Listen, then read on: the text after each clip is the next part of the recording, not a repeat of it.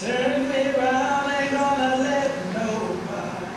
I think you'd agree, 2 days ago, the country elected a new president mainly on the platform of change.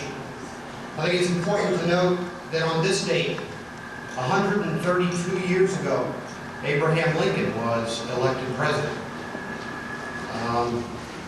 Putting all that change together at the beginning, 6 years later in 1866, the first bit of civil rights legislation was enacted. Putting all these things together, I think it's quite appropriate and very timely for the Employee Development Association to invite Dr. Vivian here today to talk to us about managing diversity. Would you please put your hands together and give him a warm North Carolina welcome.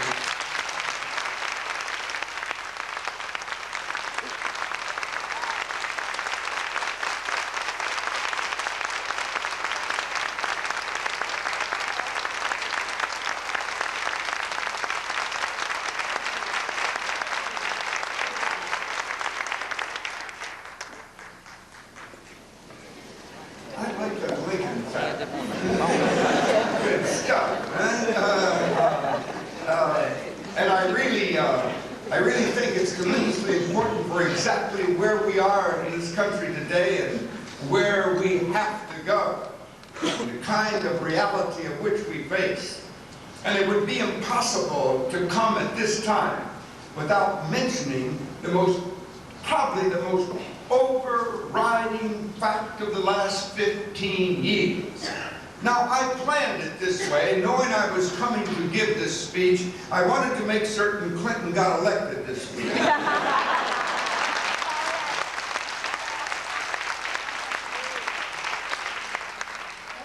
Really, what we're talking about is not simply who the person was, as much as we're talking about a great change in our thinking that causes us to look for a whole new political climate, to realize that we've come to a point that all of us as a nation have begun to realize that change is absolutely necessary and the old ways won't work in this new climate, and that we are tired of apologies based upon the myths of the past, but must in fact, for the saving of the nation, not to be nice, but for the saving of the nation, must look for new ways to move and think. And it seems like the most important part of that now is that we have a new day because there's a new political climate. And that new political climate is basic to the whole management process. And that new political climate has created a new optimism in the street. And what happens with the masses of people in any country at any time is what really counts. And when we see a new optimism and a new enthusiasm, the important thing is how do we use it so we don't lose it? Because to lose this new sense of optimism would be to lose the most valuable resource we have. Because it's just not a matter of having people. It is a matter of what those people think and feel and what they bring to the job and what they feel about their own future, what they feel about the possibilities of their lives, how they're able to look ahead and think that decades ahead can make the difference for them. And speaking of decades, it is a matter that this then becomes, for many reasons other than an election, the most critical decade that we have lived in. Now, you see, I think that that's unconsciously known by all of us, why we had something like 102 or 3 million people to turn out to vote in a climate where the greatest number ever had been 94 million. Now we're seeing 102 or 3 million people turn out to vote, and where we have had an environment where we've seen less than 40% turn out to vote in the past, in our own time, is that underneath everything that's happening, there's a sense among people, everybody, not just those at the top, but at the very bottom of this culture, those that have been outside also feel the need and the desire and the realization that their whole future is going to be determined right now. And I think for most of us, we understand that the future of our children is being determined in this decade too. I just had a new grandson the day before yesterday. All right? All right.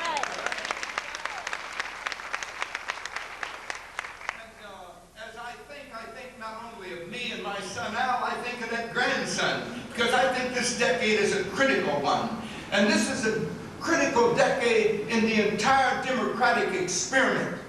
And it becomes a critical decade, too, in terms of the fact that we're a capitalistic culture, and we see the shifts in wealth. It's a critical decade in wealth creation. It is the critical decade in the use of resources, particular human resources. And as we look at it, let's put it another way, that we have a choice between deterioration or development. Nothing stands still, right? That we'll either go backwards in relationship to other countries in the world, or we will develop inside so that we can keep our leadership in the world. It is not a matter of choice, it's a matter of fact. And when we think about it, that this is a time of high technology, and so that the world is involved in ways it's never been before. And as a result, we're competing in ways we've never competed before. And then when we think that we're a new high technology society, Northern Tel becomes even more important as a leadership in high technology. When we realize at the same time the possibilities there, we see it's a time of rapid change and that everybody's catching up.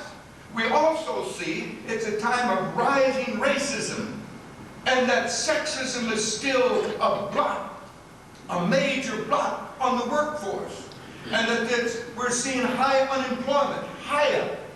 We're dealing with the problems of a post-industrial state. And what we think right now, all right, and what we decide in this decade may decide where we will be for the next 50 years. When I say decision-making, you do not separate that from managing. Because how you manage is partially decided by the environment in which you live. It's decided by major decisions made at the top. Not simply in a company, but within a nation. Those decisions are made by the attitude and the feeling and the optimism of those who vote in the great decision makers in the society. And when we think about it, our systems are interwoven, not simply within the nation today, but in the world of which we live. The world is involved in every decision we make. I can't help but think that was the present president went to Rio and thought that we were going to make the decisions in the world on the basis of environmentalism. The world told us, you will make a change, right? We turn around and we understand it, and our election proves that we're going to. And it'll be decided by what we do not say. And it'll be decided not by what we write down, but how we actually behave, how we manage, what we plan now, how we organize now, what we prioritize now, what we think about human resources now will decide our future in some very basic ways. We do not wait for the future, this is the future. Who was it that says this, that in fact there is no future, this is the future? Huh? Is that what we do at this moment decides all the rest. So we only have that moment. And as we think about it, the voices we choose to support, the ideas we choose to struggle for or against will decide the rest of it. And basic to our thinking that we must take seriously is the fact that there has been, we have not had the proper training. We have not had the proper mentoring for women, black or white, for black people, for brown people in this culture.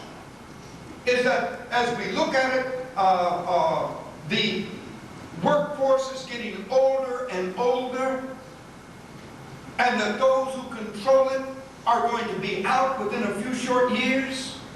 As we see what is really happening, is that there has not been a proper mentoring of those that must take over, who are of a variety of different gender and races, is that these become the necessary things. Necessary because if we take the look at the other end of it, at the same time, we could see LA and LAPD as the possible future, because it hangs back there as a shadow that can't be forgotten if we're serious. Right? Is that because when I say both of these, the LA riots and LAPD as possible futures, we're dealing with it in very real ways. Both of these have to be looked at, because we're thinking not only of the possibilities or the lack of them that cause people to explode, but we're thinking about the ways we control people. Will we really go to the end of seeing that it has to be conflict rather than reconciliation?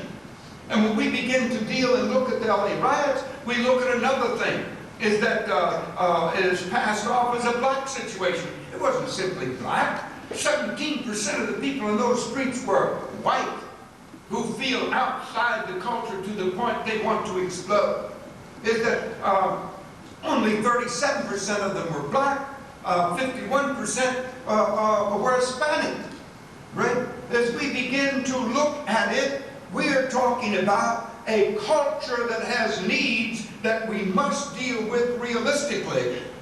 If we're going to have reconciliation rather than conflict, and that it is necessary to take everybody in. Now, we can also deal with the fact of control by the building of more penitentiaries, creating of more jails, the development of more policemen. But it would be a lot better if we think very seriously about how we're going to create better managers, how we're going to create a more stable workforce, how we're going to see that everybody's trained. How do we use this new enthusiasm right now will make the difference. And according to what the stats tell us, we only have about 10 years to make these decisions in. Now, of course, 10 years in one way seems a great deal. Somebody told me that it's according to how fast you move, as to how much time you've got. Right? A pilot was talking about when you're moving at 2,000 miles an hour, you have to see 20 years ahead. No, 20 miles ahead. I'm making the transition too quickly. Is that when we have to move an entire nation and have to move it in a relationship with all the other nations of the world, that too must move in order to save themselves. It becomes a matter that 10 years is too short a time. We haven't had a moral and spiritual voice on the issues of racism and sexism for 15 years. Now we suddenly have it. Can we turn around fast enough and make the change? And I believe that when we look at it, is that what that comes down to is what we put on the national agenda. Isn't it interesting? It took the LA riots to put urban affairs on the agenda. It took a riot that almost destroyed a major city before the politicians right in the midst of election could talk about urban affairs. And it's strange, isn't it? We thought we were going to lose a city, but the truth is that we can lose a nation during this critical decade. And it will not burn, but it will be destroyed from the rot from within. We only have a few short years to turn around, and when I think of it today and realize that, public policy decides everything else in a society, is that we've had 15 years of hopelessness by a great number of people. Now we have before us the possibilities of the next 10, 15 years of enthusiasm and concern. And that has to be kept alive. Because what we do about sexism and racism that will decide the matter of human resources is a matter of public policy. And public policy decides all the rest. For instance, this election should end the Southern strategy upon which elections were made by dividing people according to race and gender and using homophobia to top it off. Nobody knows that better than you do in North Carolina, right? Is that so that strategy can no longer be used, at least for the next 8-10 years, we hope. How do we use it in its best way? Makes the difference for us. How do we make up for 10 years of loss? How do we, in fact, use a new climate? And I think that if we look at it, is that we have to see that the politicians have been thinking short-term. Business must think long-term. The matter of production and how we produce and how we manage is not a short-term affair. I know right now as you're in this fourth quarter, it seems like it's a short-term affair, right? The nose to the grindstone because it seems like that they're just moving in the fourth quarter. That's true, but for we who manage, this is just a moment. And that we have to be thinking along the long-term development for a climate in which we do business, a corporate culture that makes the difference in the long term. You don't win in the short term, you win in the long term. Production is ultimately based upon that fact. So it becomes terribly important that business take the lead in what is happening today. And in a capitalistic culture, when the politics and the business come together, there's nothing that cannot be accomplished.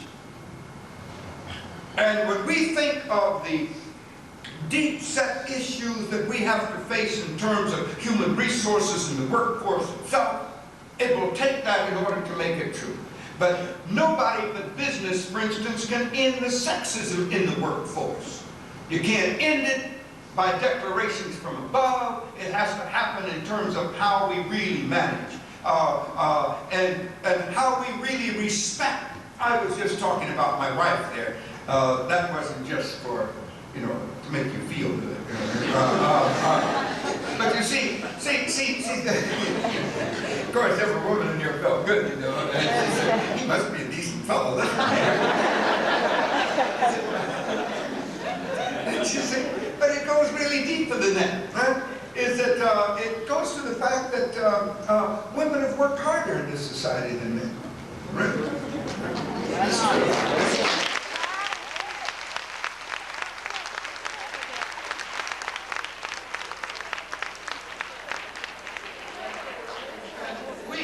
And we as men, we sit back in our offices and we say, yes, they do work hard. And then we say, but you see, who does the planning? You know? But you see, the truth is, when we go home, who has done the planning? All right? All right.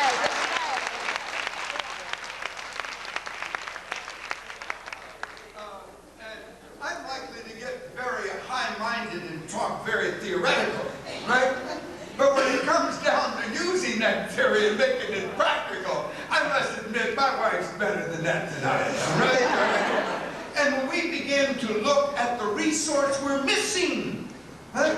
When we do not give proper due to women in the culture, or when we have to come out feeling so insecure as men to think that you have to be macho to make it, when that same macho attitude is destroying ourselves internally, as well as limiting women from being able to give to the workforce what they need. All right?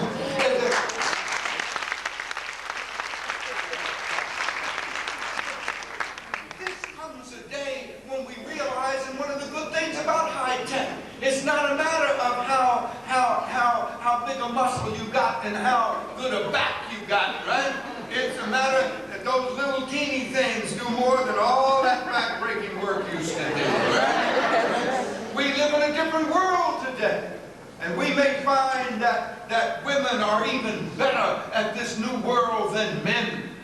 And we can't be defensive. We must, in fact, realize that we have to use the best possible talents we've got in America for the particular jobs we have to do in every company and every business in America, and every manager must realize that. Amen.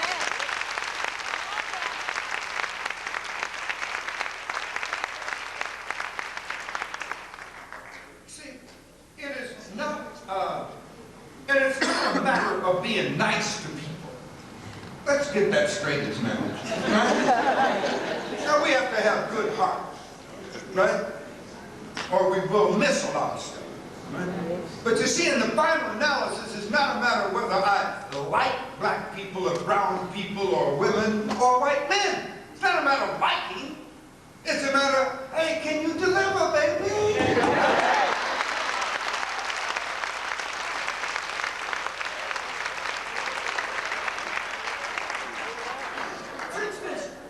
It becomes very real for me in terms of, well, as old as I am, I remember a lot of stuff.